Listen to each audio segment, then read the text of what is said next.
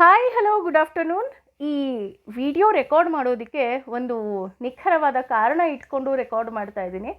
ಏನಪ್ಪ ಆ ಕಾರಣ ಅಂತ ಅಂದರೆ, ನಾಳೆ ಹಬ್ಬ, ವರಮಹಾಲಕ್ಷ್ಮಿ ಹಬ್ಬ. ನೀವು ಎಲ್ಲೇ ಹೋದರೂ ಸಹ ರಶ್ಶು ಅಂದರೆ ಯಾವ ಒಂದು ಸೂಪರ್ ಮಾರ್ಕೆಟಿಗೆ ಹೋಗಲಿ ಅಥವಾ ಒಂದು ಮಾಲ್ಗಳಿಗೆ ಹೋಗಲಿ ತುಂಬ ರಶ್ ಇರುತ್ತೆ.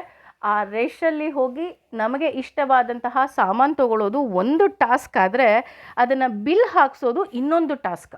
ಯಾಕಪ್ಪ ಅಂತ ಅಂದರೆ ಆ ರಶ್ಶು ಅಷ್ಟೊಂದಿರುತ್ತೆ, ಹಾಗೂ ನಮಗೆ ಸಾಕಪ್ಪ ಅನ್ನೋ ಅಷ್ಟು ಸುಸ್ತಾಗುವಷ್ಟು ಆ ಕ್ಯೂನಲ್ಲಿ ನಾವೆಲ್ಲರೂ ಸಹ ನಿಂತ್ಕೊಳ್ತೀವಿ.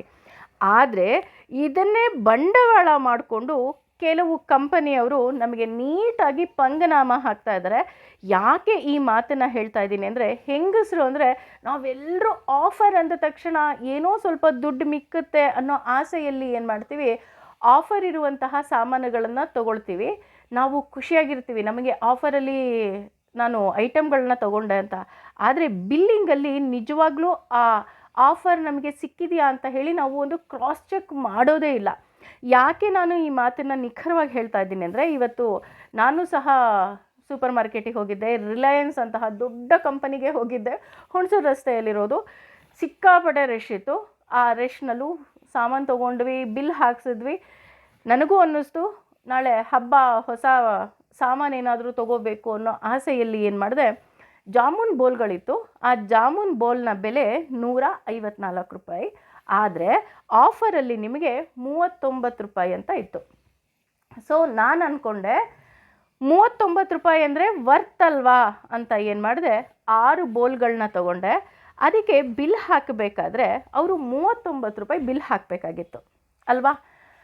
ಅವರು ಮೇಡಮ್ ಮಿಸ್ಟೇಕ್ ಆಗಿದೆ ಅಂತ ಹೇಳಿದ್ರು. ಅವರು ಮಿಸ್ಟೇಕ್ ಆಗಿದೆ ಅಂತ ಅಂದ್ರೂ ಈ 39 ರೂಪಾಯಿ ಬದಲಿಗೆ ಅದರ ಒರಿಜಿನಲ್ ಪ್ರೈಸ್ ಏನಿತ್ತು 154 ರೂಪಾಯಿ, ಅದನ್ನು ಹಾಕಬೇಕಾಗಿತ್ತು.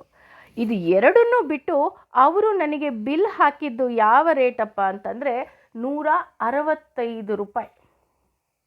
ನೋಡಿ, ಆಫರ್ ಪ್ರೈಸು ಅಲ್ಲ, ಒರಿಜಿನಲ್ ಪ್ರೈಸು ಅಲ್ಲ, ಅದಕ್ಕಿಂತ ಜಾಸ್ತಿ ಬಿಲ್ ಹಾಕಿದ್ದಾರೆ.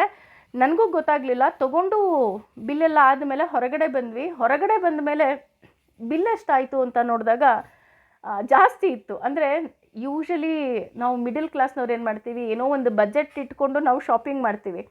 ನನಗೆ ಇಷ್ಟೊಂದು ಆಗಬಾರ್ದಾಗಿತ್ತಲ್ವ, ಅಂದರೆ ನಾನು ಲೆಕ್ಕ ಇಟ್ಕೊಂಡು ಶಾಪಿಂಗ್ ಮಾಡಬೇಕಾಗಿತ್ತಲ್ವ ಅಂತ ಎಲ್ಲಿ ಮಿಸ್ಟೇಕ್ ಆಯಿತು ಅಂತ ನೋಡಿದಾಗ, ಮತ್ತು ಇದ್ದಕ್ಕಿದ್ದ ಹಾಗೆ ಬಿಲ್ ನೋಡಿದಾಗ ಇದೇನಿದು, ಯಾವುದಿದು ಇಷ್ಟೊಂದು ಬಿಲ್ ಹಾಕಿದ್ದಾರೆ ಅಂತ ಅಲ್ಲಿಂದ ಮತ್ತೆ ಒಳಗಡೆ ಹೋಗಿ ಅವರಿಗೆ ಕೇಳಿದ್ವಿ, ಮೇಡಮ್ ಯಾವುದಕ್ಕೆ ನೀವು ಇಷ್ಟೊಂದು ಬಿಲ್ ಹಾಕಿದ್ದೀರಾ? 165 ರೂಪಾಯಿ ಅಂತ. ನಾನು 165 ರೂಪಾಯಿ ಐಟಮ್ ನಾನು ಯಾವುದೂ ತೊಗೊಂಡೇ ಇಲ್ಲ ಅಂತ ನೋಡಿದಾಗ 165 ರೂಪಾಯಿ 6 ಐಟಮ್ 990 ರೂಪಾಯಿ ಅಂತ ಹಾಕಿದ್ದಾರೆ. ನಾನು 6 ಐಟಮ್ ತೊಗೊಂಡಿದ್ದು ಜಾಮೂನ್ ಬೋಲ್ ಮಾತ್ರ. ಅದರ ಬೆಲೆ ಇದ್ದಿದ್ದು 39 ರೂಪಾಯಿ.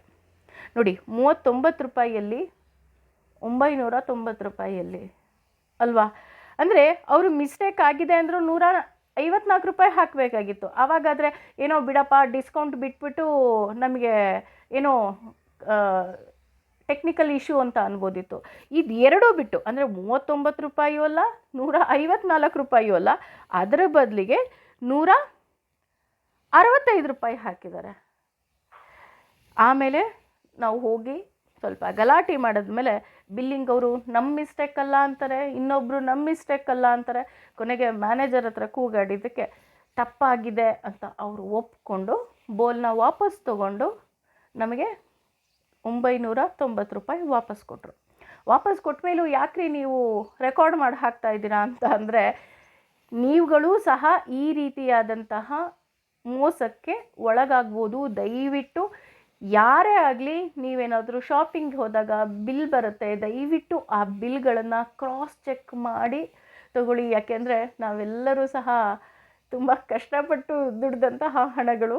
ಆ ಹಣವನ್ನು ಈ ರೀತಿ ಅನ್ಯಾಯವಾಗಿ ಮೋಸಕ್ಕೆ ಒಳಗಾಗಬೇಡಿ ಅನ್ನೋ ಒಂದೇ ಒಂದು ಕಳಕಳಿಯಿಂದ ಈ ವಿಡಿಯೋನ ರೆಕಾರ್ಡ್ ಮಾಡಿ ಹಾಕ್ತಾಯಿದ್ದೀನಿ.